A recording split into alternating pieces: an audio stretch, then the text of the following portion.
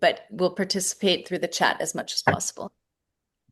So hi, my name's Lilith, and I am coming to you from Santa Cruz, California. I'm a member of the BDANC Steering Committee. BDANC stands for Biodynamic Association of Northern California. And we're having our summer solstice in-person meeting at Birgit's Place at Summerfield Waldorf School in Sonoma County, June 20th and 21st. We invite all of you to come join us there, where we'll do a lot of in-person plant observation, working with how to make different preparations and how to use them, and celebrate the 40th anniversary, 40th birthday of the Biodynamic Association of Northern California. So we're really excited that, as well as these Zoom meetings that the world now affords us the opportunity for, that we continue to have these wonderful in-person learning and friend-making opportunities as our BDANC quarterly meetings. I also, maybe I'll steal the show. Andrew told me earlier that today, 102 years ago, today was the first day of the conference in Kobrovitz where Rudolf Steiner gave the agriculture lectures. So it's quite a moment that we're sharing here on that 102nd birthday of that event. I'm going to turn it over to Willow, whose impulse it was to invite Andrew to speak to us. And thank you so much, Willow. Thank you. And I just want to give a very warm welcome to everybody who's joined. It's great that we can be here on this very special day. And I'm very excited that we were able to have your time, Andrew. Just want to say a little bit about the impulse for asking for BDANC to welcome this talk and host it. And thank you so much to the BDANC Biodynamic Association of Northern California Steering Committee for making this talk happen, and especially to you, Lilith, for all your work getting it out. Can I just interrupt you for 1 second, Willow? Birgit and Cheryl are also on the steering committee, so I want to give thanks to them. Thank you to the whole steering committee, of course, and thank you so much. I'm here with Lou. We are at Three Springs Community Farm. That's what's in the background. That's not a fake background. So our faces are a little dark.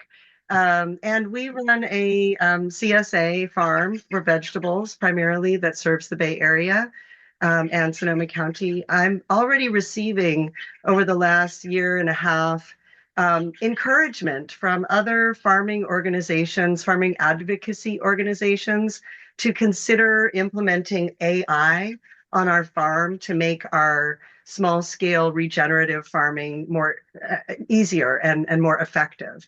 And so when I started to receive this encouragement from other organizations that are in this kind of regenerative farming space that aren't associated with biodynamics, I really had some soul searching. I thought to myself, is this something I need to do? Is this something I'm supposed to do to succeed? Farming's very difficult. How do we navigate? And so immediately I thought of Andrew, and I'm so grateful, Andrew, that you have taken so much of your time to deeply think about technology and anthroposophy and also biodynamic farming, which I know you're very involved in. So I'm just going to give a little quick introduction to Andrew's work, and then we'll turn it over to you, Andrew.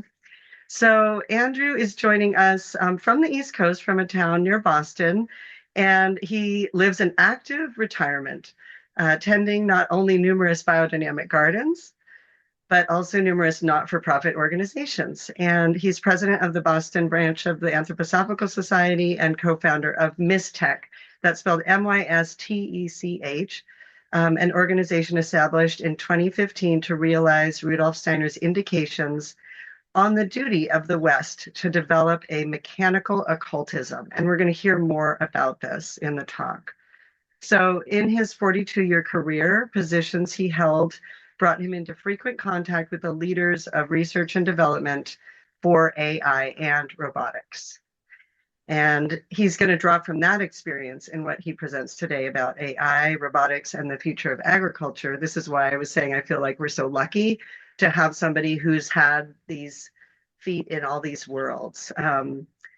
And also, Andrew's three children were Waldorf uh, kids and now parents themselves. And as a little humor, they wonder now why their dad doesn't just settle back into a beach chair for his retirement. But we are so happy that you don't, Andrew. So I would encourage everyone to follow Andrew's work in other venues. It's very deep and broad, and it's been very helpful, I think, to many of us who have questions about technology, not just related to agriculture. After we hear Andrew's talk, so for now, we're going to mute ourselves at the moment, and then we will have a Q&A, time for Q&A, but please do participate. This is meant to be a discussion. And so Andrew will guide us through. And Andrew, I'll go ahead and turn it over to you. Well, thank you so much, Willow. And thank you, Lilith, for having me here today. And I am going to now pop this, go on, pop it up. There we go. Um, I assume you're seeing this. Could you confirm, Willow? Or you went on mute? Yeah, okay, great. Except that move that away. So it's a difficult topic to talk about, especially to an audience that cares about anthroposophy. I think that uh, if you did a vote or a survey, you'd find that most anthroposophists would rather not have AI and robotics come on our human scene, but they will begrudgingly admit, I guess it has to happen.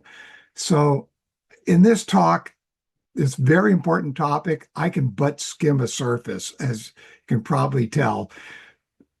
And I think it's very interesting that we're doing this on this 102nd anniversary of the Kobrowitz talks, as just mentioned. So let's try to dig into this. I'd say that it was part of Rudolf Steiner's effort to impregnate the whole of life with ideas which can be derived only from spiritual science.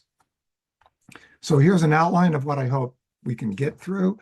Each of you have a concern or even a fear about what AI and robotics will do not only to your farm, but to human civilization. Rudolf Steiner implored us not to withdraw from modern society, but rather to find the counterbalances that can enable human evolution to continue in a healthy way. So Steiner noted agriculture as very important in this regard. So why agriculture? And beginning in the 1900s, it was known that a certain amount of nitrogen was needed for plant growth. And they imagined it makes no difference how it was prepared or from where it came. There was no sense for wholeness of nature. Farm was a food factory. The mission of biodynamics was to transform the farm into an organism with the farmer, the onboard human, as its angel. Steiner added that nutrition, as it was in his day, could not supply the strength necessary for manifesting the spirit in physical life. A bridge could no longer be built from thinking to will and deed. Food plants no longer contain the forces people need for this. So that gathering 102 years ago today wasn't known then, but it became known as the biodynamic movement. And one of the books that I think you're seeing it here now that is incredibly important for all of this is by Dan Buchanan. And it's very interesting that the Harvard Divinity School, where he's the program department chair, just ran a conference on Rudolf Steiner, 100 years. So, and the other book I want to draw your attention to is Henri Bortoff's book, The Wholeness of Nature. And I think this is something that agriculture has not yet arrived at, but we are finding scientists moving closer and closer to this. We are finding that in certain aspects, um, I'll give the example of Yellowstone, which its ecological systems were falling apart until they reintroduced the wolves. So the green movement, maybe some of you know this, but this is what that book that I was just showing talks about, and that is that biodynamics is really the father of the green movement, of organic farming, of sustainable agriculture, of food co-ops, of whole foods, and climate concerns. The book that I mentioned looked at the lawsuit by Marjorie Spock. Yes, that's the sister of the famous baby doctor of the 1960s, Benjamin Spock, whose farm was being sprayed by DDT. She sued, and the journalist who covered the trial was named Rachel Carson. Even though Marjorie Spock lost the legal battle, because Rachel was there, they won in another way of looking at this. Because that book first meant something to the bird watchers. What? No birds? You're kidding me. DDT is doing what? It's weakening the egg. So when the mother bird broods on the nest, she's cracking her own eggs. Oh no. And so it got started. Now, I mentioned the reintroduction of wolves in Yellowstone. There's lots of other examples today of finding that we can't separate what is nature and try to exploit one thing at the cost of the other. So we'll look at why biodynamics is important as we face this question of bringing AI and robotics into agriculture. And we'll have to ask the question, why AI? Why now? And this will take us into questions about human evolution to properly answer that. And that will be one of the central themes of this talk. The future of agriculture and its role in civilization is at hand. And then we'll go into conclusion. So let's jump into agriculture.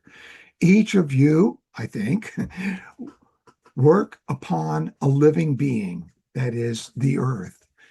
The earth was specially prepared for us humans. It is where we were sent to develop freedom. For that, the earth had to be a place where we experienced our separateness from the earth, separateness from other humans, from all of nature, and from the spiritual world. Now that we've attained freedom, what's next? The concepts of separateness are still strongly with us, but they're slowly and gradually breaking down. Even, as I said, in the sciences. We live on the surface of the earth. Interestingly, this surface of the earth is 70% water, and our interior is 70% water as well. This surface or crust is, according to Steiner, just one of 9 layers within the earth. It would be fun to explore those layers, but sorry, folks, there's no time for that. Religious concepts that all of us have carried with us into anthroposophy will sometimes cause us to view those interior layers as a kind of hell. Be careful, because here in these interior layers, the highest hierarchies are at work. And in those lectures in Koberwitz, Rudolf Steiner was asked about the center of the earth. Is it gold? And he said, yes. For after all, the sun and earth were once one cosmic body. Given that the earth herself is a living being, she breathes. We are now when the exhalation is nearly complete and the pause happens before she begins to inhale again. Now those elemental beings are far out into the atmosphere. The Perseid meteor showers of early August show the activity of Michael driving these elementals back to the earth as she inhales. What does the earth inhale? We talk about the human inhaling oxygen and exhaling carbon dioxide. That's only a tiny part of the overall process. And that is our middle breathing. We also have a breathing that takes place down in our metabolic limb system. But importantly for our times, we have a breathing that takes place in what you could call the head region or the nerve sense system. This refined breathing of the nerve sense system is an inhalation of the four ethers. And it is to become soon the new yoga that can help humans become conscious of the etheric realm, wherein we can experience today the Christ. I'll leave it as a question for you all. What do we exhale in this refined breathing? The answer is found in lesson 17 of the first class lessons, in case any of you were members, but I'm not going to go into all of that except to say that what we exhale, the hierarchies inhale. And their exhalation is the sunlight. So to understand agriculture means to understand both Abel and Cain. Abel possesses divine wisdom, but a detached piety with that wisdom.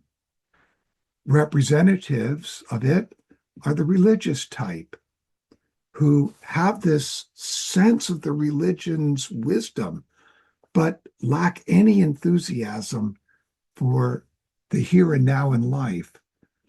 Typically, this manifests most strongly in the Eastern paths, where they suggest having no attachments to the earth, to have the soul, that you tend to your soul as a shepherd tends to the sheep. Cain, whose examples are Hiram Abiff, Lazarus, and Kristen Rosenkreutz, became conversant with fire, enthusiasm. Know how, each of you, to make use of fire, not physical fire, but the fire within your astrality. Yes, this can mean you become capable of flaring up unexpectedly, but it also shows your enthusiasm for the wisdom that you carry for biodynamics. Cain is the founder of all arts and sciences and agriculture, for he tilled the soil and he tills the soul. This is the Western path. We have heard that Abel's sacrifice was accepted, while Cain's was not, leading him to jealousy and then fratricide. For more spiritual depth on this, I recommend the book lecture cycle, Inner Realities of Evolution, especially lecture 2 and 3. That's GA 132. What Abel offered to Yahweh was of Yahweh's nature. By accepting a sacrifice, that being had to take in the substance of the sacrifice into their own being. What Cain offered had to be rejected because he offered the fruits of his work from growing in the earth. And the earth at this time was already mixed with the Aramonic. Yahweh could not take in the Aramonic into his being. But henceforth, it was Cain's mission to go on to face Ahriman, and by doing so, redeem him. This has become the mission of humanity. For before the fall, all humans were androgynous. All offspring were like clones of the parent. Even the parent's memories were passed on. It took 900 years or more for one to feel that was my ancestor rather than that is me. Following the fall, Yahweh had to separate mankind into two sexes, according to Steiner, if he was to sustain the human race. So to do so, Yahweh had to withdraw the moon. This happens during the Lemurian epic. And into this, the heritage of family and tribe goes into the bloodline. The bloodline becomes important, and it is up to the mother to carry this heritage of family. And it was up to the father to bring about the individuality. This took millennia to accomplish. Not until the middle of the Atlantean epic did our sexual organs mature enough for procreation to begin. And Seth was the first so born. What does this all have to do with agriculture and AI? It does, we see. By then, as we have entered into the physical realm, what was able in the human soul had been largely killed off. Seth, a male, took on this role, the priestly role or the priestessly role. What was to have been led by priestesses now began to be led by priests. Remember, such changes come about gradually. So the male wisdom was imageless. The symbols it comes up with come from the female wisdom. Male wisdom, you could say, was fertilized by everything external. It was gathered and combined and assembled. This wisdom was not a given. It had to be put together by perceiving a physical world. It became the kingly wisdom. The female wisdom is an image-based wisdom. And Steiner says we have to return to this in the near future. But instead of with the old clairvoyance, a new imagination, capital I, that is thinking with pictures. This female wisdom is fertilized by spiritual inspiration and intuition. This wisdom was transferred to the priesthood. Priestly wisdom derives from ancient feminine wisdom. So I'm mentioning alchemy here because they also drew from this source. They placed the sun with the masculine, the moon with the feminine, and the soul having both. And you can see the masculine handing a life body to the feminine. This is because the etheric body has the opposite sex of the physical. And today, the etheric body is loosening from the physical. This is a major change that's going on today. And no wonder there are today gender confusion issues because people are becoming aware. I have a different something or other here, my etheric body, where my thinking is taking place. The astral is both genders and the ego is none. And note the shape here, like an aura. There is so much in Steiner's lectures on this temple legend, GA 93. I recommend it.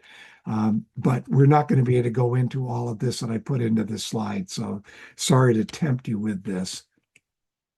So now we'll take up AI and biodynamics kind of together here. Materialism has led to big biz agriculture that farms for profits, for return on investment.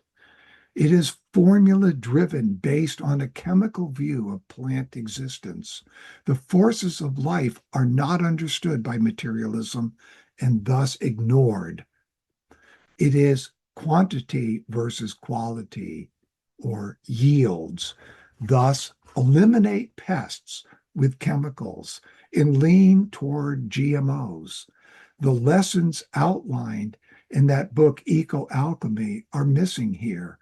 Wholeness cannot be experienced or understood, only profits. What happens to the soil? Well, you all know this. To the plants and animals that once called this home, and to the earth to have such blights on it, and to humanity. The cow has horns in order to reflect inwards the astral and etheric formative forces, which then penetrate right into the metabolic system. When purely mineral matter is used for manure, it never reaches the earth element, but at best only the water element in the soil. You can produce with mineral manures in effect in the watery part of the earth, but you will not achieve a vivification of the earth element itself. Plants, therefore, which are under the influence of any sort of mineral manure, will exhibit a type of growth which betrays that it comes from water, which has been activated, and not from the solid element, which should be vivified. That's from Lecture 4 of the agriculture course given on June 12th, back in 1924. So we have been using death forces. We heard about the DDT that was sprayed on Marjorie Spock's BD farm on Long Island. And Eco Alchemy talks about many others. In a way, we can call this a separation of agriculture from the etheric. And the trend in evolution is towards an embrace of death, an embrace without wisdom nor a sense of purpose other than monetary profit. Given that Christ spiritually united with the earth, what are we doing? Let's look deeper. And I'm going to ask the question, what was Christ's ascension? From the Jesus of Luke, his phantom body, which came to humanity during what's called Old Saturn. And I hope all of you here know the three prior stages of evolution, of cosmic evolution: old moon, old sun, and old Saturn, going backwards in time. So old Saturn had gave us this phantom body, the original physical, and this has gone through evolution through the remaining ones. It looked nothing like the body we have today. But during this period of time, as we have become encountering forces of evil, shall we say, this phantom body had become corrupted. So by Christ entering this body of Jesus from the Luke, he was able to purify that, and that comes with the ascension. The mineral body is returned to the earth, and Christ can now present himself to the disciples in his etheric body. And he tells them, follow me. That means towards your own human ascension, where we can leave the physical body behind and exist with our etheric body as our lowest bodily member. Whoa. When does that happen, Andrew? Well, that happens about halfway through the next cultural age, or around the year 4900 AD. Okay, that's a long way off. I don't have to worry about it. Wrong. And I'll try to explain that. So what will this mean for the physical earth? If the goal is to get out of here, isn't that Luciferic? To rise up into the etheric, are we wasting our time with biodynamics? This ascension will easily be misunderstood. Humanity's time in the physical is in its old age. The earth herself is declining. The efforts we do are like those we would do for a loved one who is in old age. The goal is not to put them on machines to artificially prolong their lives, but to give them nourishment that they can prepare for their victory over death. In his vision for ChatGPT's future, its CEO, Sam Altman, described a future where AI will be running all the time. It will be looking at all your stuff. It will know when to send you a message or when to go do something on your behalf. When the U.S. Department of War recently tried to sign contracts with the AI suppliers, one, Anthropic, asked, will this be used to spy on our own citizens? This concept of a persistent, context-aware digital assistant represents a significant shift from today's reactive AI tools that many of you have probably already tried to use online. AI devices will become our deeply integrated companions. Andrew, you didn't say that to a biodynamic farmer, did you? Yep. Now hear what Rudolf Steiner had to say about this. A future can already be perceived when everyone born will have a second being by their side. Accompanied by this second being, one will feel the urge to think materialistic thoughts, to think not through their own being, but through that second being who has become their companion. I think every one of you can see how right Rudolf Steiner was. He even describes this companion as our companion of death. Not that it brings death to us, per se, by killing us, but that it carries the Lord of Death as its way of thinking about the world. The definition at one time of a self-sufficient man, which Americans were proud to be, was a farmer. Other occupations supported the needs of the farmer: clothing, tools, transportation, storage, etc. Food was the product. 40 acres became deemed an acceptable amount of land for this to be sustainable. Now we are turning stones into bread. A new agriculture has come into being. It thrives in what Rudolf Steiner called sub-nature, the realm of electricity and magnetism. It is the cultivation and harvesting of data. You thought I was going to talk about hydroponics. The new land is your data and everyone's data. AI will consume this data to know you better, to serve you better, to support these new farms where data is grown into consumables. We are converting old farms into data centers or new data farms. During European feudal times, agricultural land belonged to estates. These consisted of 1,000 to 2,000 acres. Here, peasants worked for the noblemen. Later in the evolution of the intellectual soul, such peasants were sometimes allowed a small strip of land for family farm, for family food. There was also common land consisting of woodlands and sheep pastures. Over time, peasants were bequeathed plots by the lord of the manor, and these were up to 10 acres if this was a loved peasant. This concept of a 10-acre farm came over to America. Most farms in the 1800s were but 10 acres. By 1830, it was felt that 20 acres was necessary for sustained agriculture.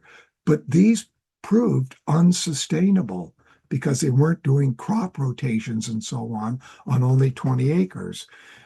With the technology of the 1800s, larger acreages too were they were too challenging for one family to manage alone. There's a lot of other things to go into here, but let me move on to now. We have this picture since we've been to the moon. We are putting up satellites to make our internet and cell phones work all over the world. And many wonder if this sphere of satellites will block those cosmic forces needed for biodynamics. I'm not going to answer it. I'm just going to ask you, what do you think? And we already have AI and robotics in agriculture today, especially hydroponics and something called vertical farming, which has growing lights. And these growing lights can have custom lights for different crops. They can have tuning based on the time of day. So you can simulate sunrise and sunset and these sort of things. You can save energy by using the lights only when needed. You can have AI sensing what's needed and whether the plants need a little more light or a little more moisture, and all these kinds of things already exist today. There is coming out now the smart farm, which will cut the need for herbicides and fertilizers, they claim, by up to 90%. They will have what can detect in them what the conditions of the soil are and be able to put together the soil by knowing exactly where it was through GPS to be able for you to be able to compare when you do this next year to what you had this past year and the year before and the year before, and you can see trends and all these many sorts of wonderful things. And these can run without a human. You can have these just put it out there in the field and have it go through, and they can be telling you, alerting you that, you've got plants that are stressed from lack of water. And since we have driverless cars, why not driverless farm tractors? And so it begs the question, what will the farm of the future do? Will they have any need to leave the farmhouse? Will they just stay home doing yoga? For big biz agriculture, the accuracy of application means less fertilizer, less herbicides, less labor, bigger profits. Will AI and robotics help big biz ag to become more sustainable by using less herbicides and less fertilizers? Will such machines find their way into 2 or 3 generations from now in biodynamics? Rudolf Steiner gave indications for a mixing machine to be used in the production of mistletoe preparations.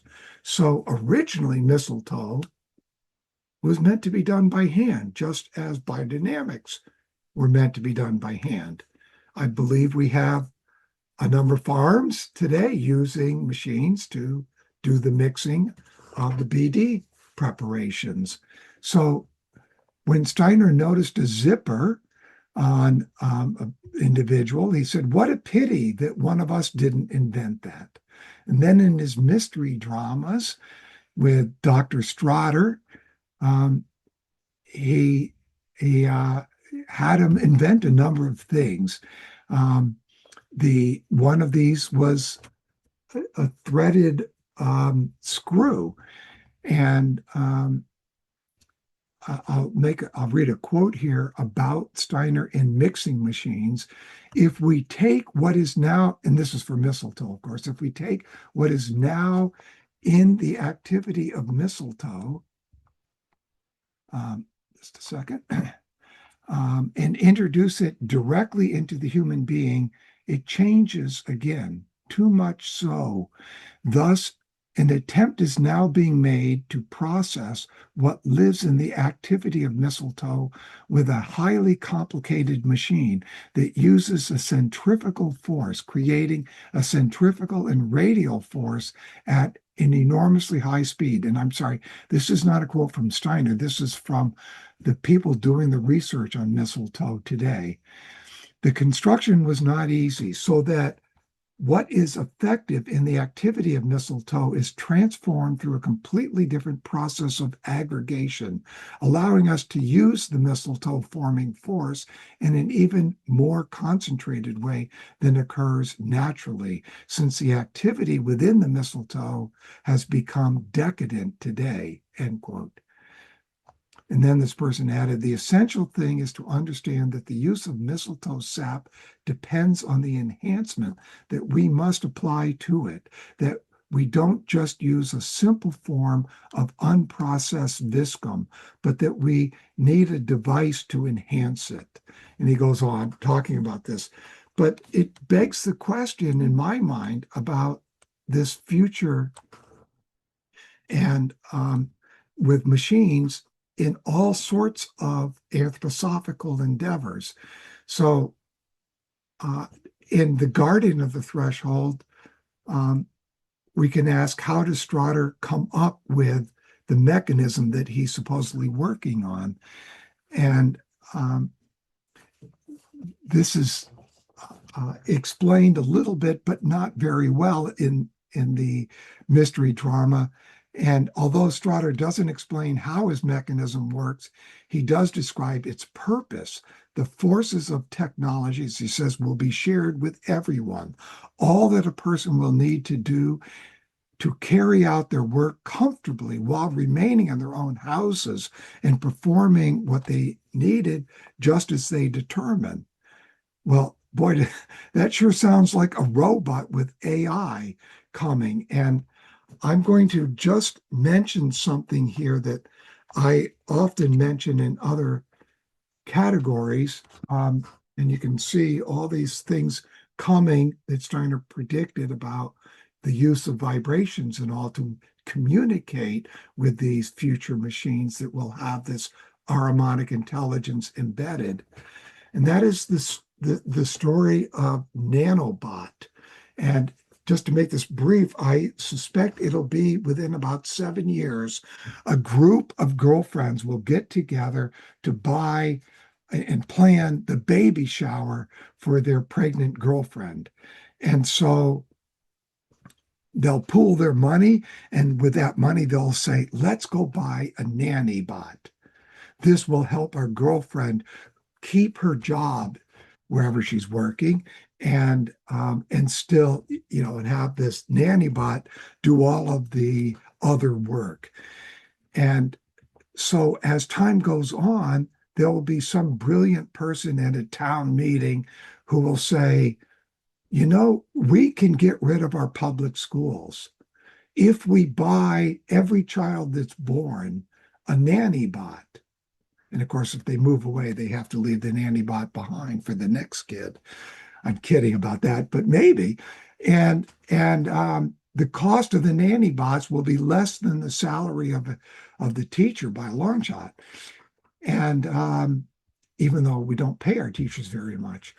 So as this child grows up, the nanny bot will be the one that knows it best, knows its strengths and weaknesses, its intellectual, its emotional challenges, and be able to download from the educational institutions of California or Michigan or Massachusetts the latest. And so all kids will be considered equal. All kids will have equal opportunity in education, and the nanny bots will teach them to the best of what we have available in education at that time. And I can also imagine nanny bot dinging mommy or daddy and saying, your kid is misbehaving. I need you to help out. and mom or dad will jump into the nanny bot and go and scold the kid. And the kid will look at nanny bot and go, "Mommy, are you in there?"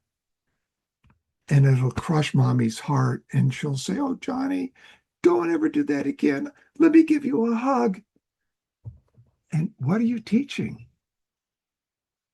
the poor kid? Anyways, we are now creators, humanity. We are creating machines.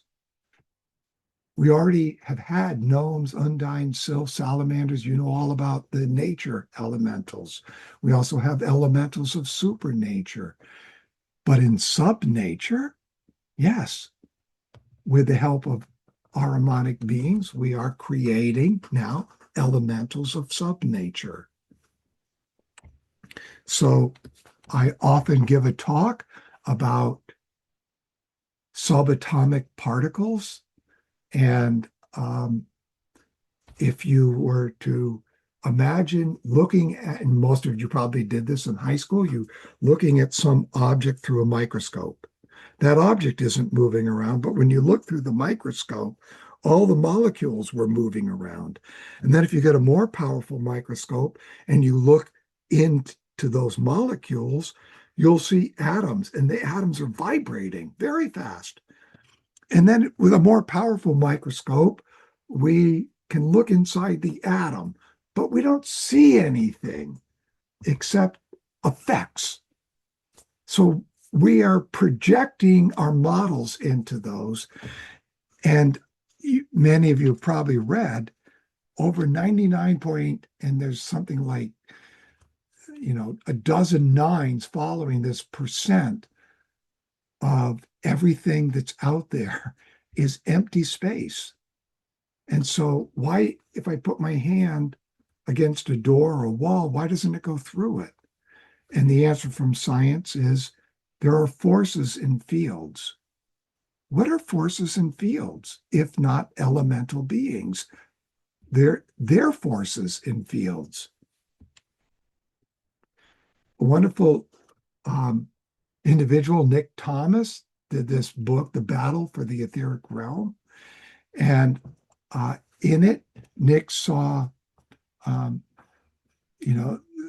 this future that we're in. He called it the battle for the etheric realm because we're facing the incarnation of Ahriman coming, and Ahriman will do everything he can to try to keep us from understanding the etheric realm. So I won't take much time, but I do want to tell you something. I heard the word CSA, or the concept, and according to Eco Alchemy and according to what I knew, the very first CSA was the Temple Wilton Community Biodynamic Farm. And I was a member. I was at that first meeting. And Trauger Grow was there to introduce the concepts of threefolding and how can we bring those about. And he did not want to have everybody take out a share. Instead, what we did, and I urge all of you to consider this, is the farmer or farmers, which would be even better, will meet and they will offer a budget to the community being all of those who want to be part of the CSA. Once the budget has been approved, and this budget contains things like buying a tractor in the future, so let's put money aside now. Once they approve it, then the community has to meet that budget any way they want, but it's up to them. It's no longer the concern of the farmers. They can go off now and purchase what they need and seed and so on and get things ready for the planting season. The community then meets maybe 2 weeks later, and they will figure out how to meet this budget. And yes, there will be people who will take the total and divide it by the number of mouths to be fed or the number of families and come up with averages. But then we go through the pledging, and it was fascinating. Oh, and other people would exclaim, this is worth more to me than a share, because this is community. And this is the thing I wanted to get across. The farm has to become the center of the future community, not something hidden in the background. On this farm, you can have barn dances, you can have a swimming pond, you can have flower gardens. You don't have to do all the work. Let the community do the work. They would love to. They will find all sorts of reasons to be there.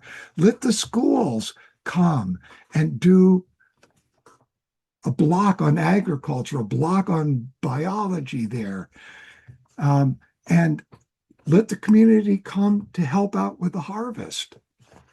All these things are possible. So, and let the farm become something that's artistically laid out. After all, you're all from Cain. And Cain, the arts belong to Cain. So put the flow forms in or whatever else. Make the farm a place where people can experience the beauty of nature, but also something artistic. So if we look out 2 or 3 generations, will the farmers that come after you use AI? Willow already suggested that it's been asked of her, will you use it? And what happens? Will they lose the ability to walk the lands and feel the health of the farm? Will biodynamic farmers, if they don't take up AI, become the Amish of the future? Or will the future discover the etheric realm and thereby look to biodynamics as the example of how to properly do farming? We will now focus on human evolution, and I'm going to have to be really quick. I can see the time. And I'm just going to mention, for us to attain our evolutionary goals, there is a whole class of beings that have arrived since 1880 to work with us. These beings are known as the Vulcan beings, and they came to balance out the driving down of the spirits of darkness that Michael achieved in 1879. Vulcan means the god of technology and blacksmithing. In Greek, the word is Hephaestus. So here you see the incarnation of Lucifer in China around 3000 BC, then the incarnation of Christ, sort of balanced there, and now the coming incarnation of Ahriman to try to take us down into sub-nature. And it is imminent, but I think it's still a ways out. I put it when Oriphiel will be the next time spirit. Steiner tells us that Lucifer today will try to prevent, quote, mankind from diving down into the sphere where the Ahrimanic powers must be overcome. And Christ stands in such a way to keep Lucifer and Ahriman in balance. But nonetheless, in evolution, we must slide down into what Steiner calls subnature. And I'm going to mention now the Ahrimanic double. There won't be much time, but the Ahrimanic double is essentially this slide. And it's been known by artists that we have this double for a long time. And as you look through writers of the past and other things, you will find the double frequently showing up. In Steiner, it's in Geographic Medicine Lecture 2. We find it in Lord of the Rings.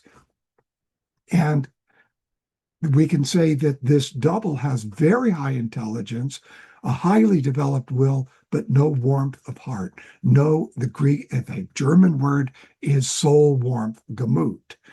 They come from below nature and they join us for your whole life. Yes, in your physical body, they're there just as much as you are. And this happens just before birth, and they leave just before death. What? My body? I have somebody else living in there besides me. I thought my body belongs to me. No, this double is very much a part of your body. But you sit in the throne of consciousness. It stands next to you, whispering in your ear how to make a decision every time you're deliberating. So we talk about how we've attained freedom. The next stage for us is to attain love in human evolution. What does it mean to be truly human? Well, freedom and love. What about having a sense of humor? What about having a sense for morality? Many people would like to add privacy to this mix. Let me just tell you that in the spiritual world, there is no such thing as privacy. Everything you do in your soul life is totally visible. So, Freemasonry, and this is the last lecture in the Temple Legend, lecture 20, where he talks about the royal art. And of these three pillars, the first was what Masonry did, which was to spiritualize the mineral kingdom. This is bringing wisdom of sciences of the earth into the mineral kingdom. The second pillar, called the pillar of beauty, is bringing art into all of this. So we will begin, and we already have, with bringing art to the lifeless matter, but now the future is to bring it into the social structures. And the farm is part of that. And the third is the strength pillar, which we will need to face the incarnation of Ahriman and what comes beyond that. So we are in the process now of conquering light and electricity, which will lead us to control living nature. So I mentioned ascension before, and leaving in a conscious way, going through death consciously. I will make a quote here from Steiner that about man and machine, and that the welding together of man and machine will be a constant problem, not problem, but issue for the rest of earthly evolution until we are able to ascend. So in the future, we will have a body, a physical body, where our soul hovers above it. And that body, even though we may be a good soul, may be doing evil. So a little timeline, and this is And well you after go back to the last slide. You just this is. went so I've got two more slides, so I've been going for okay. 52 minutes. Okay. I I'm up. just would love to be able to see each slide if possible. Even I think everybody would like to see them, even if you go an extra minute. What do you mean by see them? Have you not been seeing them? Oh, just the last slide, you went very fast so that it was hard to read the whole thing. Oh, yes, Thank you. I can make these all available to you. Yes, I'm skipping through things because I'm running out of time. So maybe some of you have heard the sixth cultural age. That's what PACA stands for. Is known as the Slavic and then the American. Why American? Because Ahriman will incarnate in the West and probably in the Americas. So we will be in a position to bring about this future body. You can see that ascension will begin about midway through that sixth cultural age. Sexual procreation will come to an end. Steiner gave the year 5700. And then we will have a period where we will keep trying through scientific means. They will be unsuccessful to grow babies from skin cells and artificial wombs. That won't work. So we'll eventually have to inhabit vehicles. to be present on the earth. These vehicles will not go through birth nor death. When Matthew 25 from the Bible, New Testament talks about the separation of sheep and goats, that is what Steiner is saying is the separation of a good race from the evil race. That begins there in that sixth cultural age and continues through the entire seventh. Why might I ascend? So that out of attaining this agape love, you will turn around to help those who have not yet ascended. The point of AI and robotics is to actually help us see the difference between our etheric thinking and our lifeless thinking. The AI only works on dead data. Etheric thinking works on living entities. A big difference there. And the human being is straddling these. We haven't quite crossed that threshold, but the etheric body is loosening, so we are in the midst of crossing the threshold as a whole. So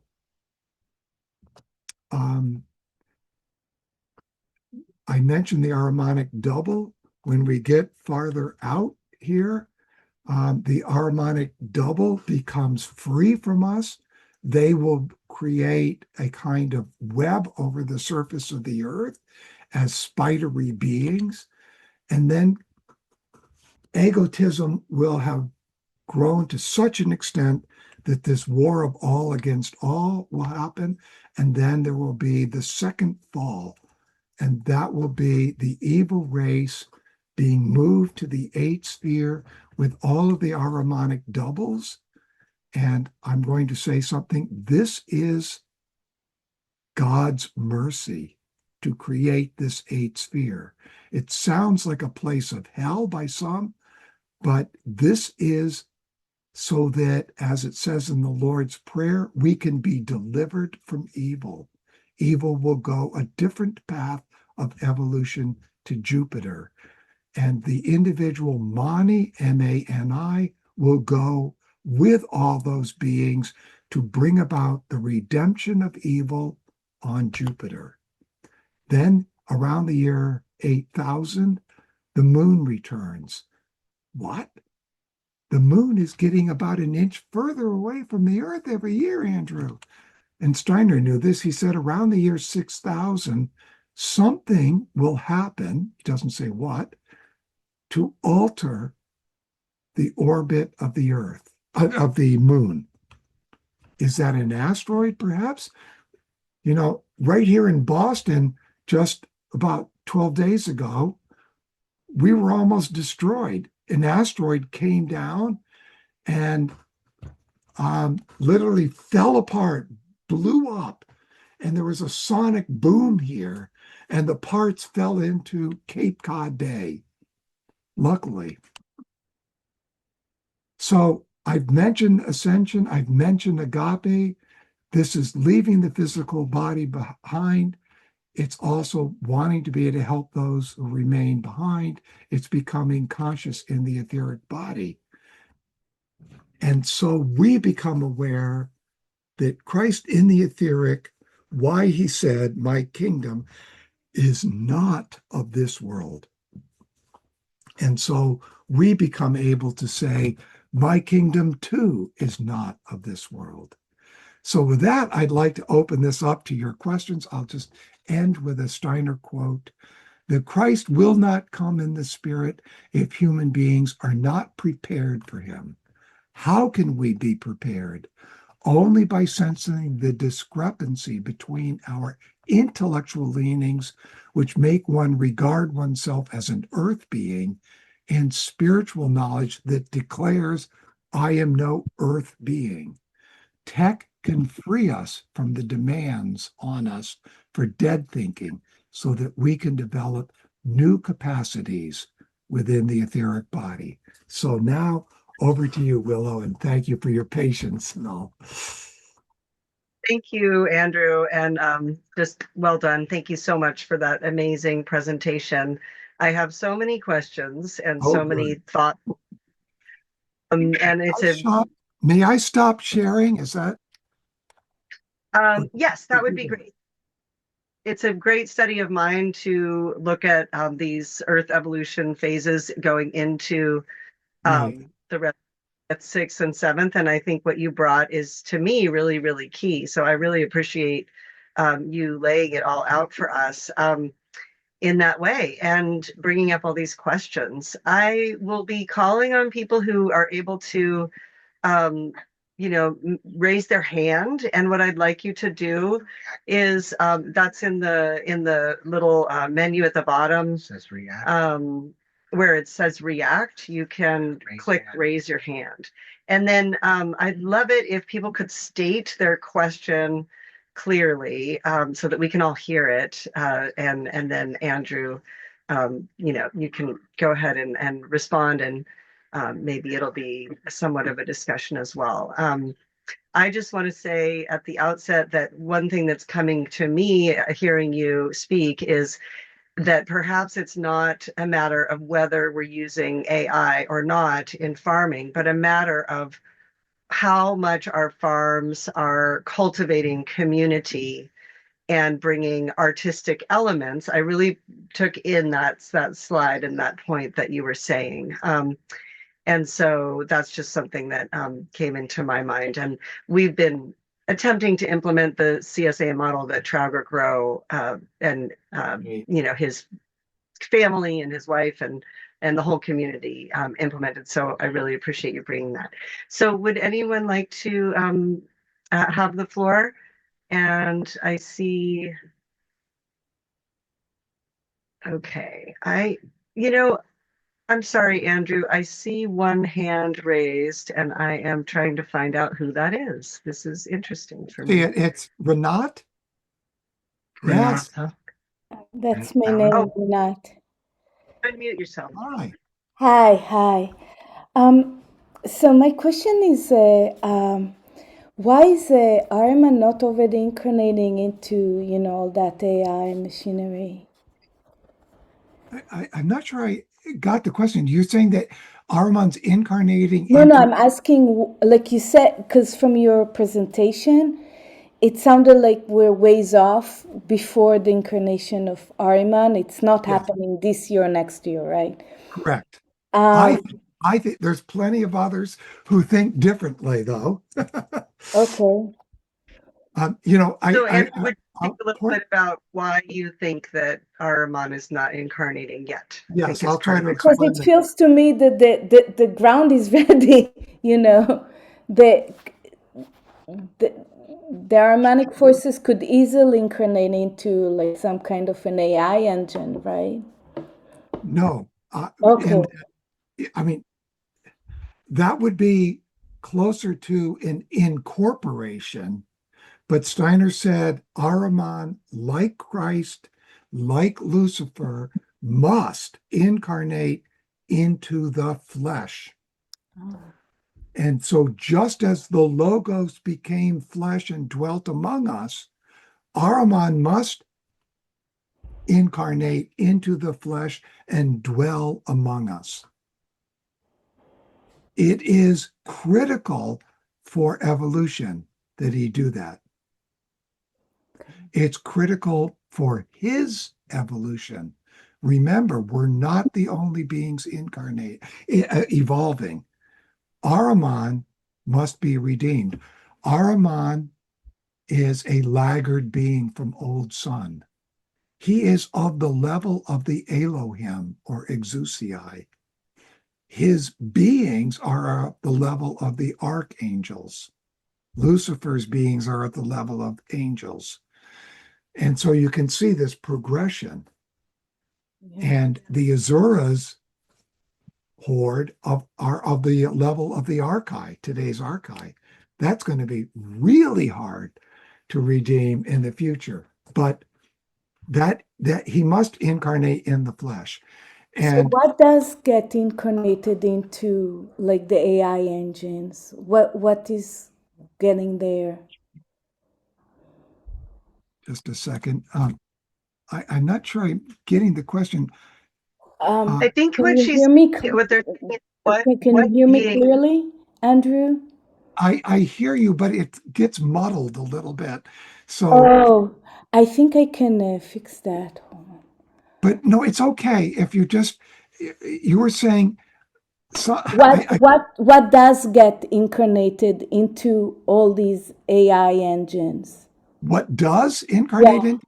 Okay, yes. Or incorporate, I should say incorporate, like you Yes. said, like, you know. So we already know that these elemental beings are there in it.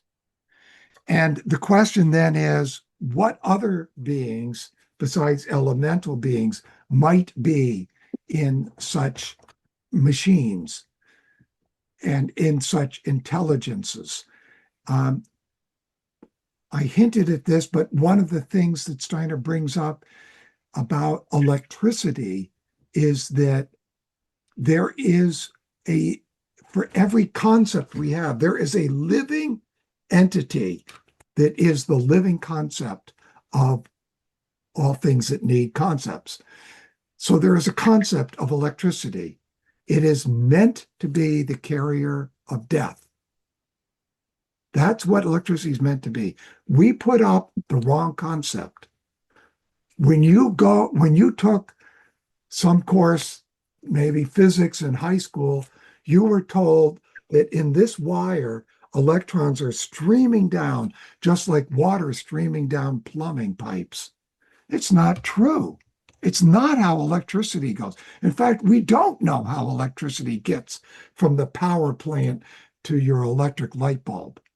We have no idea, but it works on surface area, not on volume of pipe.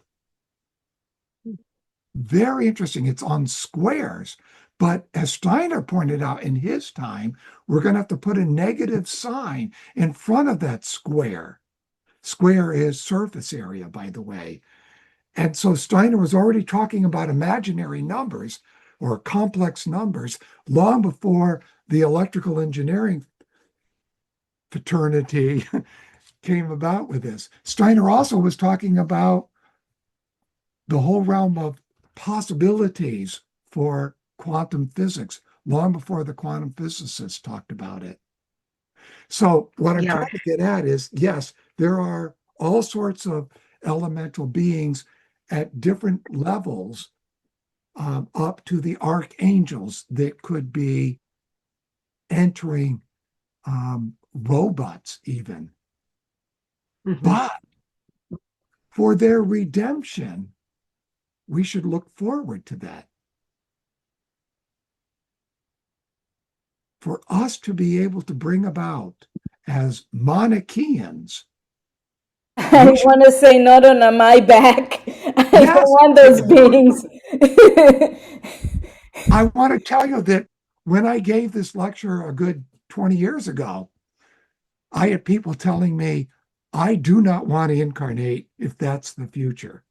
I'm done with human evolution. I'm going to go to some other planet like we did in the past.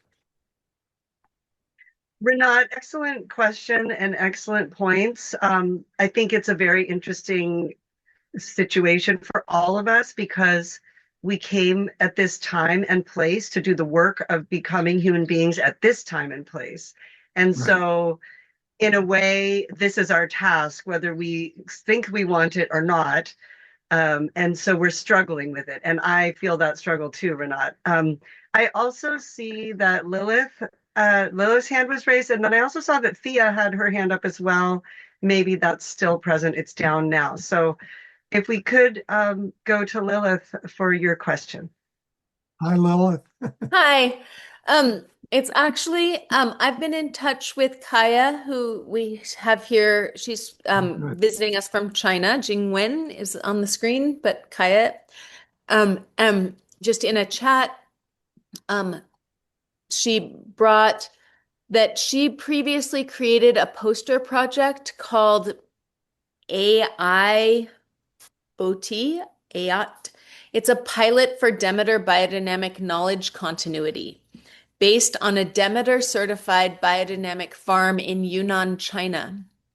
The idea is not to use AI to replace farmers, but to use AI sensors and software to help preserve biodynamic knowledge and support farm observation. She's especially interested in how this could help record soil and compost conditions, preparation timing, plant growth, biodiversity, weather, post-harvest quality, and farmers' sensory observations. And would love to ask everyone here, what are the biggest challenges that you face in biodynamic farming or agricultural practice? Is it soil monitoring, rhythm and timing management, knowledge transmission, labor shortage, data interpretation, public communication, or something else? Just hoping that the knowledge of experiences of those of you here might be able to take a Right. step in Thank, this work. And, thank you so much, Lilith, for bringing that question. And let's hear from Andrew. well, It's this I want Harold to also answer this, but I'll just make a quick comment before we go to Harold, which is that's exactly what this company I showed a slide was doing and other companies.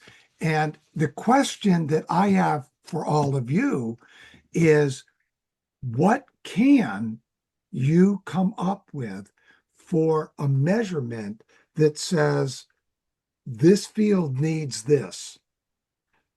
You know, does it need 502? Does it need 507? How can you tell? And then to have can we put that into an AI sensor that's on your tractor, let's say, or on some farm implement, and have it remember year over year so you can see, is my farm degrading or improving in its fertility, meaning its vitality of soil? Harold, thank you. Thank you, Andrew. Thank you for all what you brought. It's sobering, and it's definitely makes you realize we get stuck where we are, and we can well say something about what we do, and it's harder to really look way ahead. For me, Yingban, and I think we met in Yunnan actually before, it is just the art of the farmer to get to that stage where you can see what is right, that you see it really in the living as a counterforce to that we are not overtaken by just the artificial intelligence. At least for me as a farmer, this was always the most important, that I felt I'm in touch, that I have certain areas where I know I am in the right way, in the right place. And that grew though over decades. Yeah, it doesn't come overnight. So, and at the same time, yes, it is how can people be helped who are newer, but that we don't become lazy at the same time and just say, I'm not going to do that anymore. And I'm very glad for the last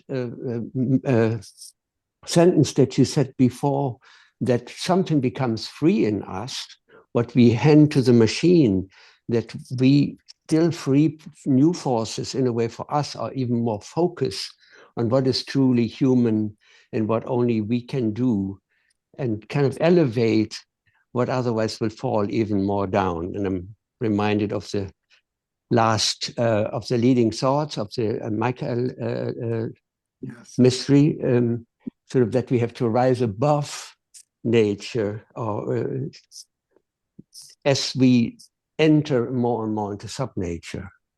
Right. Hard work. Beautiful.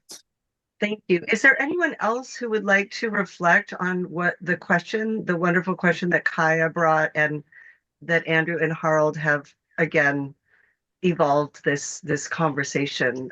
Is there anyone else who wants to reflect on this question? Harold and Andrew are both going in this direction of, it's a balance, and are there appropriate ways that we can be freed by the use of technology so that we can use our own perception.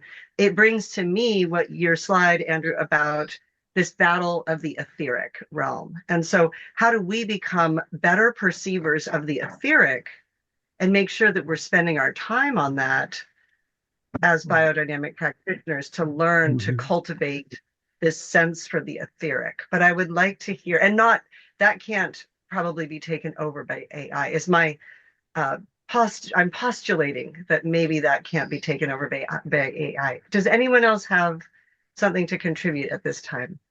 I see Carolyn. Carolyn, go ahead. I, And then I see you.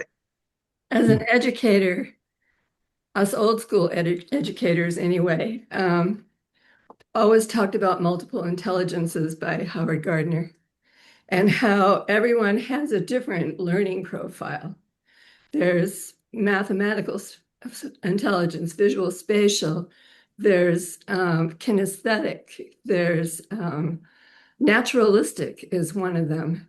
There are a whole range of different types of intelligences that I used to try to suss out in my students because I was working with children with autism and different disabilities. So I'd be trying to figure out their dominance and this and that to try to figure out where were the windows and where were the doors where they could learn. And then I would have to craft my lesson plans in such a way that all of those different modalities were there for the people who could engage in those ways of understanding reality. So if there's a naturalistic learner, suddenly their brain waves are going to start flickering when I'm giving them seeds to grow. Whereas, a person who's mathematical and visual spatial, okay, then he can measure the seeds, measure how far, draw pictures, make a song, all kinds of different intelligences. And I think when we discuss AI, what strikes me is, watching AI come into the schools and watching teachers and talking to them lately, is that they're not talking about multiple intelligences anymore. They're talking about, they have lesson plans that are canned in the programs, and they have grading done by the programs, and they have a lot of great things. But I think they're forgetting the old school kind of thing that is live in the Waldorf school of the human being such a living, breathing, complex, amazing, miraculous thing from the universe. I mean, it's so much more than AI. It's so much more. And if we can develop our imagination, our inspiration, our intuition, AI can't do that. AI cannot smell the rose in the way that we can and feel all the poetry behind a whole history of a human smelling roses and all that. So I feel like I'm always trying to find a little ray of hope in all of this. And I think humanity is so incredibly beautiful and intelligent that we mustn't forget that. So that's my 2 cents. Thank you. Thank you so much, Carolyn. Beautifully put, and so important. I think it's going in a trend here amongst different comments. I saw, Andrew, if you want to respond to that, feel free. But I also saw Erica and then Sherilyn. I hope I'm pronouncing your name right. Well, can I make a quick comment for the last topic?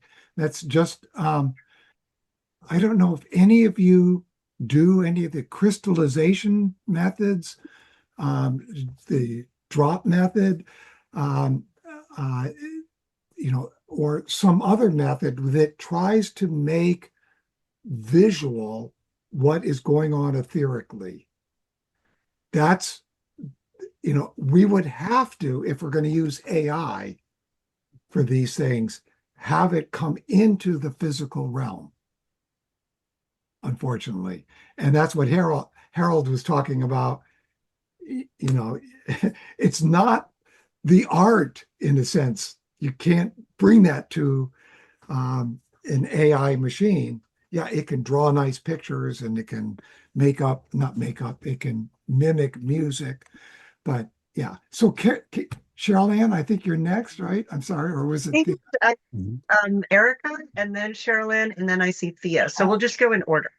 thank Thank you. you. Sorry. Yeah, my artificial hand is not working, so it's Okay.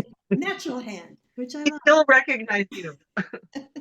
Okay, so I think, I mean, this is stirring up so many thoughts in me, but and then I have a question. But one of the thoughts is about a year ago when I was living in Cambridge, Mass, I had to make some money quickly, so I was doing a work which you read something from an AI, print out, and then you have to critique it, and you have to provide research and all these resources. And so the thing is, I rewrote every single one, and I'm like, oh, I know how to write this. I know how to change their thinking. I'll just draw on resources from, and I would pick up places that I really loved and theories and all that, and I just rewrote it all. And the thing is, I doing that for like 9 months, I actually lost all my fear. I just lost all my fear about AI because I was rewriting it all myself, and it was always came out, in my opinion, way more articulate, way more artistic in just understanding, um, the dynamics of what they were trying to express. So I want to say that because I do not have any fear, and I was like, it has to be from that experience. So that's one thing, and then the other thing is that I don't have really as much fear. I have some, because if we understand that God created all of this, right, including meaning that creating freedom allowed Armand to arise, and giving freedom to Christ saying, I saw the angel Lucifer fall like a stone from heaven to earth or whatever. Then I'm not saying that God created evil. He created freedom and love. And as I understand it, I'm 77, so I got some stuff under my belt here. So then wouldn't we want to pray and love those beings, whatever names you want to give them, who are so caught up in the material, mechanistic, approach to life? Because I think that's what Andrew was saying. It's the only way they're going to evolve is if we see them as, now we might see them as enemies, but what are we supposed to do? Love our enemies, right? That's where we're different than the rest of the world. Hate your enemies. So my question is, could you talk a little bit, Andrew, more about how we can take this really creative, etheric thinking into into our lives here and now? I wish I could. Oh, The question that Steiner raises, he says, Mikhail can stand on Ahriman. And so you see him. He can't kill Ahriman. Ahriman's never killed. But he asks the question to us, will you be able to stand on Ahriman? It is important that we are able not only to stand on Ahriman one day, and that is, if you are going to ascend, you will have to be able to stand on Ahriman. So Harold mentioned that last letter that Steiner, where he said, all this technology and electronics is a slide right down into subnature. We're going to go there. It's part of evolution now. part of But regression. as we go down, we got to go up. We got to keep our balance. And that is this thinking in the etheric that you're referring to. Okay. If I knew how, Erica, well, I don't want to put it this way, but I'd probably be richer than Bill Gates. um, it's Steiner tried to teach us, but he didn't try to teach us. He tried to teach us how to teach ourselves, if I can put it that way. Yeah. And we all have to do the work. There is no formula. No. But as you've probably heard, when you come to the threshold where you're getting across the threshold means you're thinking in the etheric. It's such a different thinking. You have to learn to leave your sense-bound thinking behind. And to do that, you have to face your harmonic double. Yeah.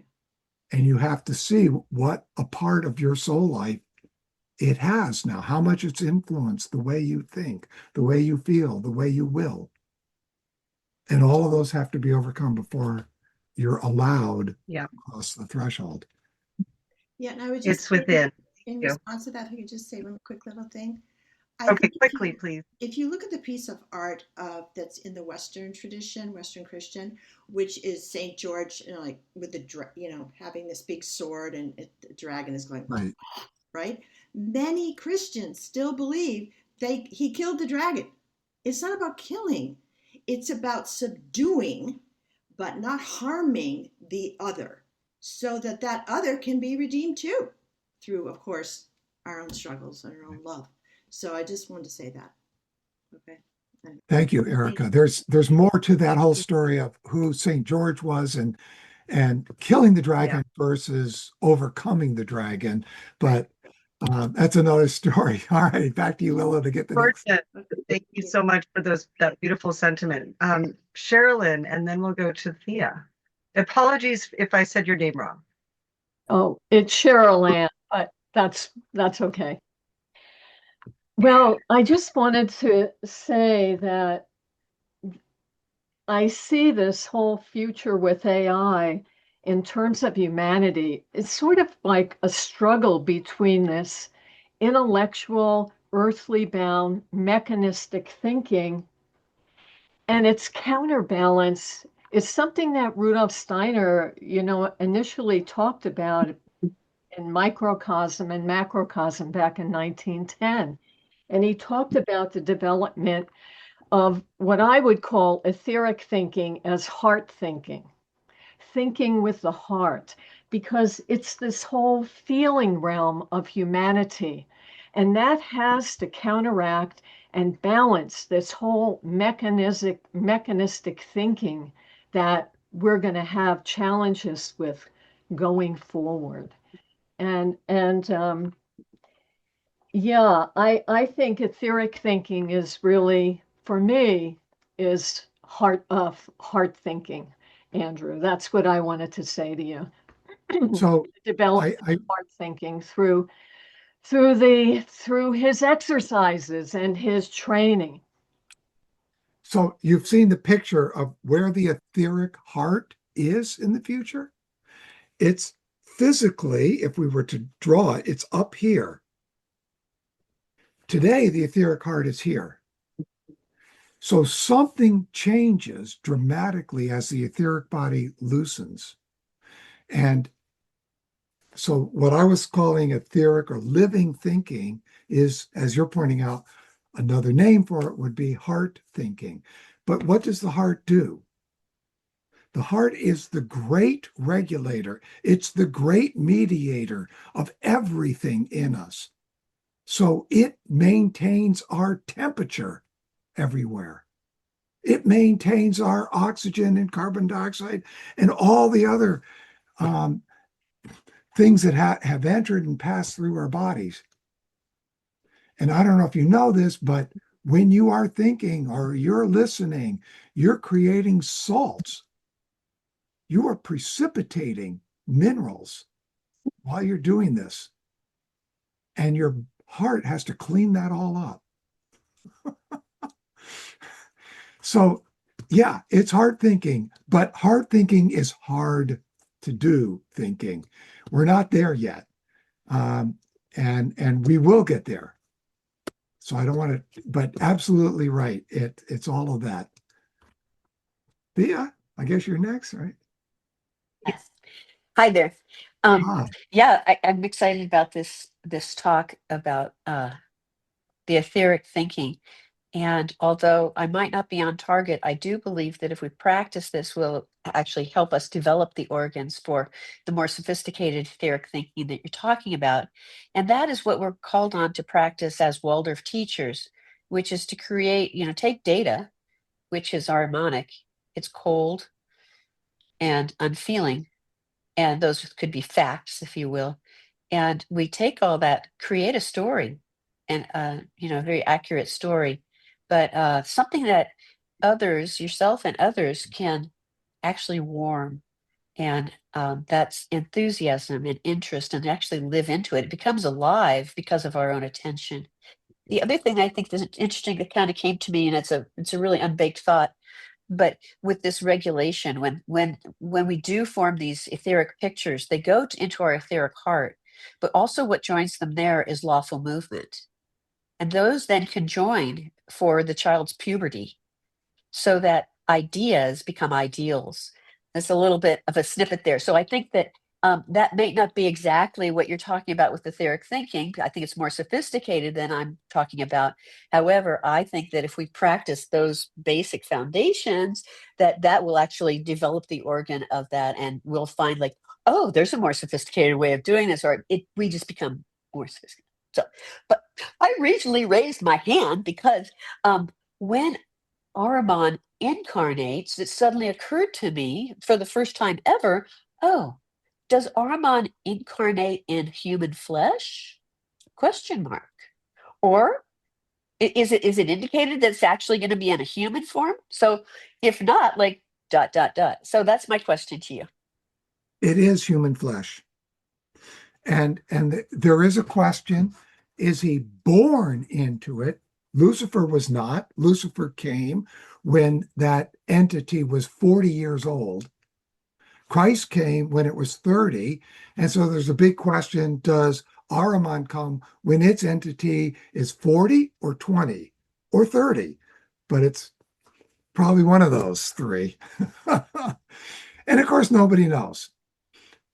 It's all conjecture, but it's fun to try to conjecture on that. And I also love your point about data, warming it, making a story. Yeah. And Yeah. I think it is part of this future. What can we do to maintain our humanity as we go? And I think storytelling is a wonderful part of that. Yeah. Yeah. Um, Something else just occurred to me too, when you're talking about Ahriman.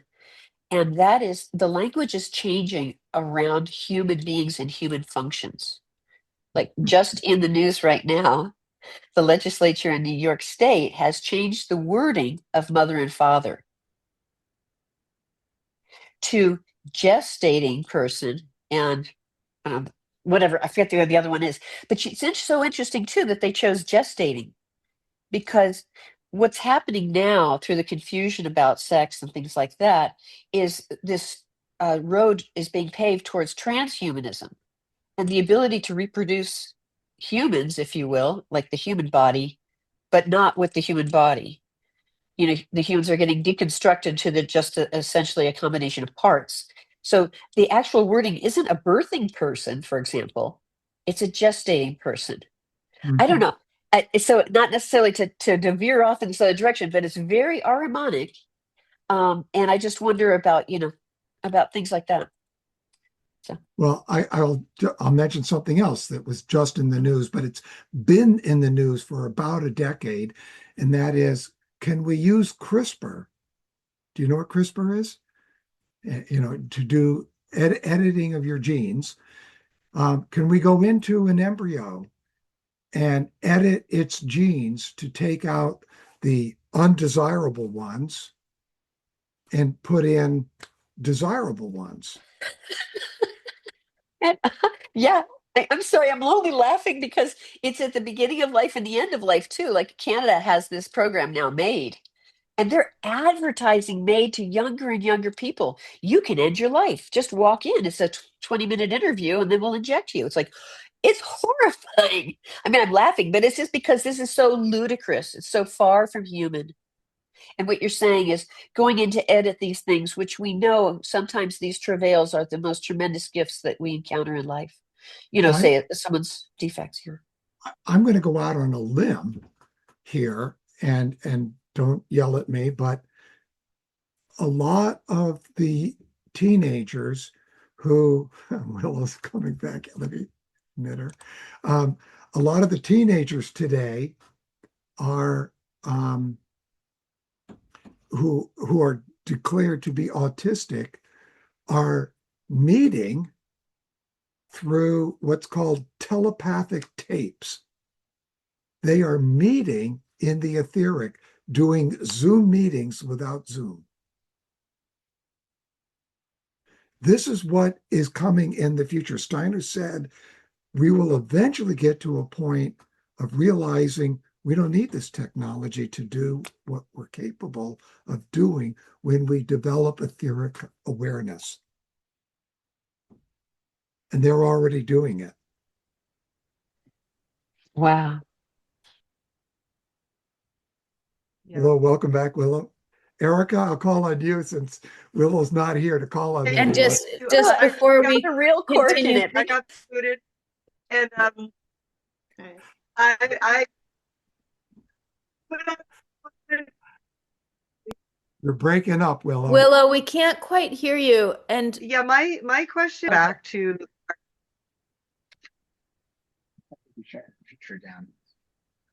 Yeah, the podcast is telepathy tapes. Thank you.